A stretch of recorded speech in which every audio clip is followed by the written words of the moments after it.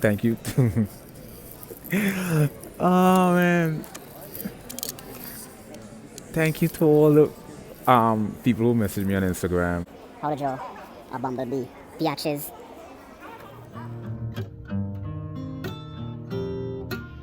Shooting off of it, you know. It's a matter of feeling the expression and just kind of knowing. I know what I want this to look like. I can feel what I want it to look like. I'm going to use intuition and bring it to life, materialize it, give it existence, give it material, two-dimensional existence. You know, and every you have to give a little white.